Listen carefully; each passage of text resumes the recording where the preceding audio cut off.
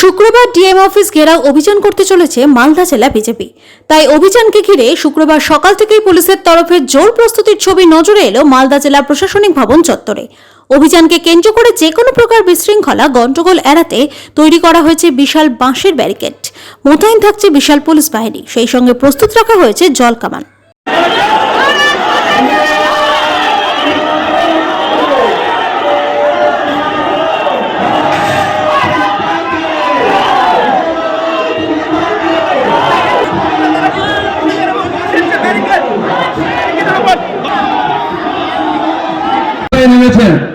এই সরকারটা কবে যাবে সেটা দেখার জন্য।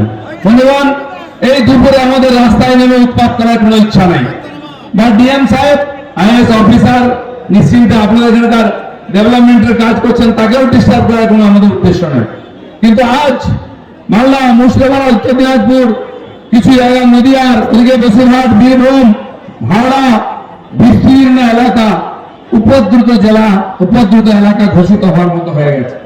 সিরিয়া, আফগানিস্তান, পাকিস্তান, বাংলাদেশের মতো অবস্থা। কারণ ওখানে এই দেশের যে মূল সমাজ, হিন্দু সমাজ, তারা ওইসব জেলায় সংখ্যালঘু হয়ে গেছে। আর সংখ্যালঘু হয়ে গেলে তাদের উপরে সবকিছু অত্যাচার করা যায়, তার ধন সম্পত্তি লুট করা যায়, তাদের মা বোনের সম্মান লুট করা যায়, দোকান লুট করা যায়, বাড়িতে আগুন দেওয়া যায়, মন্দির ভাঙা যায়, সব করা যায়। আর তাই এই বিস্তীর্ণ পশ্চিম বাংলায় জায়গায় জায়গায় ছোট ছোট বাংলাদেশ, পাকিস্তান তৈরি হয়ে গেছে। এখন ধীরে ধীরে সিরিয়ার মতো পরিস্থিতি তৈরি হচ্ছে। তাই গত ঈদ চলে গেল, ঈদেতে বড় বড় মিছিল বেরিয়েছে, খুব ভালো, খুশির ঈদ, আমরাও শুভেচ্ছা জানিয়েছি। কিন্তু সেই যে জমায়েত হয়েছে, যেটা মাননীয় এমপি বললেন, হিন্দুদেরকে জবাই করার কথা বলা হচ্ছে। কোথাও প্যালেস্টাইনের পতাকা দিয়ে ওখানে উৎপাত করা হচ্ছে, দেশ বিরোধী স্লোগান দেওয়া হচ্ছে, মোথাবাড়িতে, জঙ্গিপুরেতে সংবিধান মানি না, সুপ্রিম কোর্ট মানি না, এই স্লোগান দেওয়া হচ্ছে। কিন্তু পুলিশকে আমরা কিছু করতে দেখলাম। আজ পুলিশ এত সক্রিয় হয়েছে, বিশাল বিশাল ব্যারিকেড করেছে, মনে হচ্ছে যুদ্ধ বেড়ে গেছে। আমরা শান্তিপ্রিয়, গণতন্ত্র প্রিয় মানুষ, ভারতীয় জনতা পার্টির কার্যকর্তারা এই দেশের সংবিধানের আধারে রাজনীতি করেন।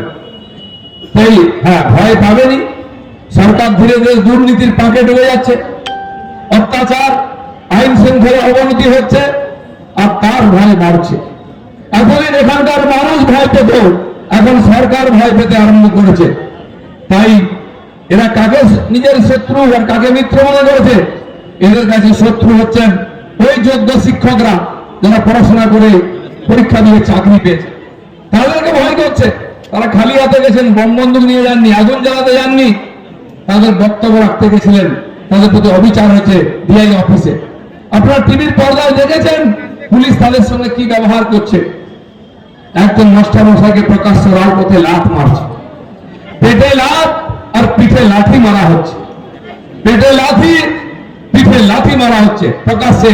তার কলার ধরে দেখা যাবে ওই পুলিশের ছেলে মেয়েকে এরকম মাস্টারমশাই পড়ান, টিউশনে পড়ান, স্কুলেও পড়ান। আজ আমি জানি না এদের মাস্টারদের কাছে উনি পড়েছেন কিনা। আজ পশ্চিম বাংলার শিক্ষা অবস্থা কোথায় পৌঁছেছে, টিচারদের প্রতি সরকারের যে ব্যবহার তাদের কাছে বোঝা যায়। ধর্মতলায় প্রাইমারি টিচাররা একসময় অবস্থান করছিলেন, পুলিশ তাদেরকে কলার ধরে গাড়িতে তুলে নিয়ে গেছিল মারতে মারতে। এরা আজকে সরকারের শত্রু হচ্ছেন এই শিক্ষকরা। এসএসসি পাস করে হাজার হাজার ছেলে মেয়ে বসে আছে, তাদের চাকরি নেওয়া হচ্ছে না, তারা রাস্তায় ধর্ণা দিচ্ছে। এরা হচ্ছে এই সরকারের শত্রু। আমরা এই টিচারদের কথা, যারা ডিএ পায়নি সরকারি কর্মচারী, তাদের কথা বলে আন্দোলন করছি। আমরা সরকারের শত্রু হয়ে গেছি। সরকারের বন্ধুকে যারা মোথাবাড়িতে হিন্দু বাড়িঘর লুট করলো, থানা ভাঙলো, গাড়ি জ্বালালো, তারা যারা জঙ্গিপুরেতে সংবিধান মানে না বলে স্লোগান দিল, বাড়িঘর ভাঙলো, থানা জ্বালিয়ে দিল, তারা এই সরকারের বন্ধু। তাই পুলিশ তার উপর লাঠি চালায় না, কেস দেয় না, অ্যারেস্ট করে না। আমরা জানি 5 বছর আগে 19 সালে যখন সিএএ পাস হয়েছিল, নাগরিকত্ব সংশোধনী বিল, বাংলার থেকে যে হিন্দু বন্ধুরা এসছেন, বাঙালি হিন্দু উদ্বাস্ত হয়ে এসছে ভগবানের সম্মান বাঁচাতে, ধর্ম বাঁচাতে, বিজেপি তাদেরকে এই দেশের নাগরিক দিতে চায়। এই লোকেদের ভোট নিয়ে সিপিএম, কংগ্রেস, টিএমসি রাজত্ব করেছে 70 বছর, তাদেরকে নাগরিকত্ব দেয়নি। বিজেপি নাগরিকত্ব দিতে গেছিল, বিল নিয়ে এসে আইন করেছে, নাগরিকত্ব দেওয়া শুরু হয়ে গেছে, কিন্তু সেই আইনের বিরুদ্ধে পশ্চিমবঙ্গে সবচেয়ে বিরোধিতা হয়েছে। বিরোধিতা শুধু নয়, এই ধরনের হিংসক আন্দোলন, বেলডাঙ্গা স্টেশন পুড়িয়ে দেওয়া হলো, ট্রেন ফেরানো হলো, বাস ফেরানো হলো, রেল লাইন উপরে দেওয়া হলো, কারা করেছে? এই এরাই, যারা ওপার বাংলার থেকে রোহিঙ্গা অনুপ্রবেশকারী এসছে, যাদেরকে টিএমসির লোকেরা রেশন কার্ড করে দিচ্ছে, আধার কার্ড করে দিচ্ছে, ভোটার কার্ড করে দিচ্ছে। 62 লক্ষ আধারে রেশন কার্ড বাতিল হয়েছে। তারা কারা? তারা এখানে থাকে না, কার্ড হয়ে গেছে, ওপারেও কার্ড এপারেও কার্ড। তাই আজ সে জঙ্গিপুরে হোক, মোথাবাড়িতে হোক, যে সাম্প্রদায়িক হিংসা হচ্ছে, খালি এ পাশের লোকেরা নয়, ওপার বাংলা থেকে এসছে, যারা ওখানে হাসিনাকে তাড়াবার জন্য রাস্তায় আন্দোলন করেছিল, যারা ওখানে পুলিশকে মেরেছে, যারা বিহার তাদের লোকসভা লুট করেছে, প্রধানমন্ত্রীর বাড়ি লুট করেছে, এই ধরনের দুষ্কৃতকারীরা পশ্চিম বাংলায় ঢুকছে। মমতা ব্যানার্জি ঢুকতে দিচ্ছেন, এখনো 500 কিলোমিটার জায়গা তার কাটার বেড়া দেওয়া হয়নি, কারণ কেন্দ্র সরকার টাকা দিলেও রাজ্য সরকার জমি দিচ্ছে না। এই জন্য দিচ্ছে না যে উপাস থেকে এসে এখানে উৎপাত করবে, ভয় দেখাবে, ভোটের সময় ভোট দেবে, রিগিং করবে, লুট করবে, তাদের জন্য খোলা ছুট দেওয়া হয়েছে। তাই বন্ধুগণ, মুথাবাড়ি খালি একটা ছোট্ট ঘটনা নয়, তাই স্লোগান উঠেছে, আমার বাড়ি তোমার বাড়ি, আমার বাড়ি তোমার বাড়ি। তো বন্ধুগণ, মুথাবাড়ির যে হিন্দুরা ওখানে লড়াই করে বেঁচে আছেন, তারা সংখ্যায় কম, সংখ্যালঘু, তাই তাদের উপরে ওখানকার সংখ্যাগুলো অত্যাচার করছে। এরকম পশ্চিম বাংলার গ্রামে গঞ্জে এই ধরনের ঘটনা ঘটে চলেছে।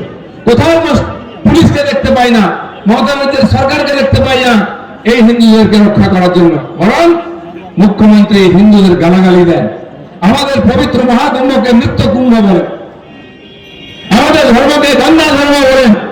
তার মানসিক স্থিতি কি আছে, তার ইচ্ছা কি আছে, আমরা এই কথা থেকে বুঝতে পারি। আজ দেখুন, সেই স্বাধীনতার আগের থেকে এখানে মুসলিম তোষণ চলেছে, হিন্দুদের উপর অত্যাচার চলেছে, বারবার দাঙ্গার নামে গণহত্যা হয়েছে, গ্রেট ক্যালকাটা কিলিং হয়েছে, 30,000 হিন্দুকে হত্যা করা হয়েছে। আবার সেরকম পরিস্থিতি কলকাতায় তৈরি হয়েছে। তসলিমা নাসরিনকে এখান থেকে তাড়িয়ে দেওয়ার জন্য সিপিএম আমলে এই মৌলবাদী মুসলমানরা রাস্তায় নেমে বাড়ি দাঁড়িয়েছিল। আর আজ কালকে আপনারা দেখেছেন কলকাতাতে এই ওয়াকফ বোর্ডের বিরুদ্ধে, বিলের বিরুদ্ধে ওখানে ধর্ণা ছিল, বিক্ষোভ দেখাচ্ছিল একদল লোক। তারা কি করেছে? একটা বাসেতে রামনবমীর পতাকা লাগিয়ে যাচ্ছিল, গেরুয়া পতাকা, হনুমান ঝান্ডা। সে গাড়িকে ঘিরে সিদ্দিকুল্লাহ চৌধুরীর নেতৃত্বে তার গাড়ি থেকে পতাকা নামানো হয়েছে। আর যারা পতাকা নামাচ্ছে ওদের হাতে, কার হাতে পাকিস্তানের পতাকা, কার হাতে প্যালেস্টাইনের পতাকা, কার হাতে হামাসের পতাকা। কতদিন দেখতে হবে? কারো হাতে আইএসআইএস এর পতাকাও থাকে। এই উগ্রপন্থী মৌলবাদী দেশ বিরোধীরা বারবার পশ্চিমবাংলা উৎপাত করছে, আর মমতা ব্যানার্জি চুপ করে দেখছেন। তিনি তার মধ্যে কোনো অপরাধ দেখতে পারেন না।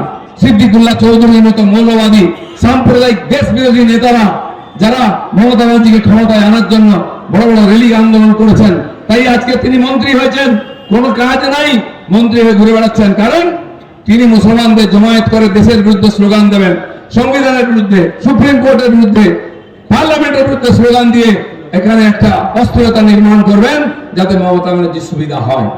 কেন এই উৎপাত? রামনবমী উৎসব হবে, সবাই জেনে গেছে হিন্দু রাস্তায় নামবে। এক সপ্তাহ আগের থেকে সারা পশ্চিমবাংলায় অস্থিরতা তৈরি করা হচ্ছে, ভয়ের পরিবেশ তৈরি করা হচ্ছে, সাম্প্রদায়িক হিংসা করা হচ্ছে, যাতে হিন্দু সমাজ রাস্তায় না নামে। কিন্তু ভুলে যাবেন না, কালকের হিন্দু আর আজকের হিন্দুর মধ্যে আকাশ পাতাল তফাৎ আছে। তাই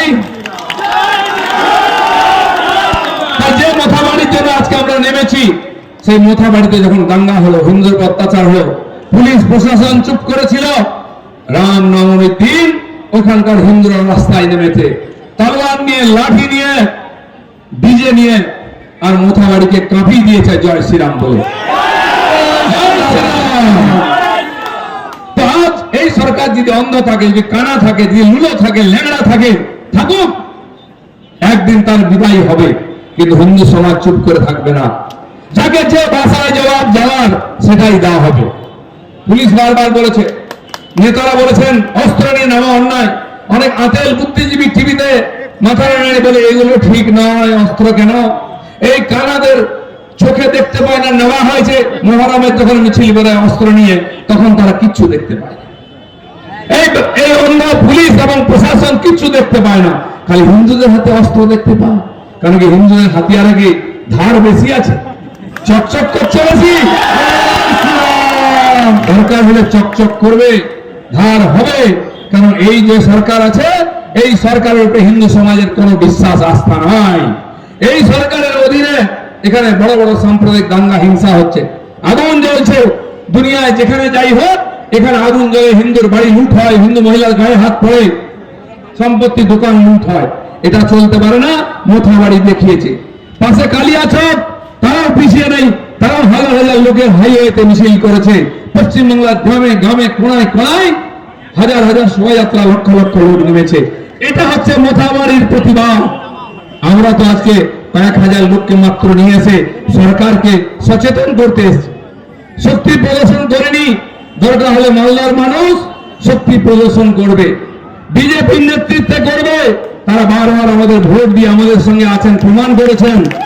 গ্রামে গ্রামে থানায় থানায় আমরা বিক্ষোভ দেখাবো, এরকম ভিড় নিয়ে অচল করে দেবো মালদাকে, মুর্শিদাবাদকে।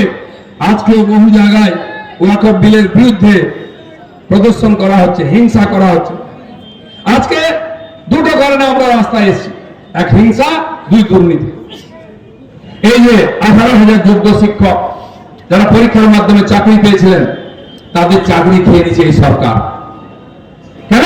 তার পিছনে বিরাট দুর্নীতি হয়েছে। 8,000 লোককে অবৈধভাবে পদ তৈরি করে তাদের কাছ থেকে 12-15 লাখ টাকা নিয়ে তাদেরকে চাকরিতে ঢোকানো হচ্ছে। আর তারা অবৈধ প্রমাণ হয়ে গেছে, কিন্তু কে ন্যায়, কে যোগ্য অযোগ্য বোঝা যাচ্ছে না। তাই কোর্ট সবার চাকরি রদ করেছে। কিন্তু সত্যি সত্যি যারা যোগ্য, 18,000 মানুষ যারা 12 বছর ধরে চাকরি করছে, শিক্ষিত ছেলে মেয়ে বিয়ে হয়ে গেছে, ছেলে পুলে তারা স্কুলে পড়ছে, বাবা মার বয়স হয়ে গেছে, তাদের খাওয়া দাওয়া, তাদের ওষুধের খরচা আছে। জীবনের চাকরির 1/3 সময় চলে গেছে, 12 বছর। এখন হঠাৎ জীবন থেকে চাকরি চলে গেল, 50,000 টাকা ইনকাম ছিল, বন্ধ হয়ে গেল। তারা কোথায় যাবেন? তাই তারা ডিআই অফিসের সামনে ধর্ণা দিচ্ছেন, তারা তাদের বিরোধ করছেন। পুলিশের লাঠি খেতে হচ্ছে ওদেরকে। এই যে অপরাধ, এই 18,000 লোকের চাকরি ফেরত দিতে হবে। মমতা ব্যানার্জিকে নাকি খত দিয়ে গিয়ে সুপ্রিম কোর্টে বলতে হবে, এদের কাছে যে 18,000 লিস্ট আছে ওইটা বৈধ, এদের চাকরি ফেরত দিন, বলতে হবে। এখন কেন বলছেন না? না, ওই চাকরি যদি ফেরত যায়, বাকি যে 8,000 লোক যারা টাকা দিয়েছেন টিএমসির নেতাদেরকে, তারা তখন টিএমসির নেতাদের বাড়ি আক্রমণ করবে। মোথাবাড়ি হিন্দুর বাড়ি ভাঙা হয়েছে, তখন টিএমসি লোকেদের বাড়ি ভাঙা হবে, লুট হবে। যেমন হাসিনার বাড়ি লুট হয়েছে, মমতার বাড়ি লুট হবে। সেই 18 লোক কালীঘাট যাবে, কারণ এখানে 3টি জেলার থেকে লোক নিয়ে একজন টাকা নিয়েছে, এক নেতা আছে সংখ্যালঘু নেতা, সে কোথায় গায়েব হয়েছে আমি জানি না। হাত ঘুরে ঘুরে ঘুরে ঘুরে সেই টাকা কালীঘাটে পৌঁছেছে। এই 18,000 লোক কালীঘাট ঘেরাও করবে, তখন গঙ্গায়, কালীঘাটের গঙ্গায় কারায় ঝাঁপ দিয়ে পিসি ভাইপোকে পালাতে হবে। সেই দিন আসছে, কারণ এরা কেউ যেতে দিতে যায়নি। পার্থবাবুর মতো লোকেরা বলেছিলেন, এই শোন, এমএলএ বলেছেন 25টা নাম দিবি, 10 লাখ টাকা করে দিয়ে পাঠিয়ে দিবি, চাকরি হয়ে যাবে।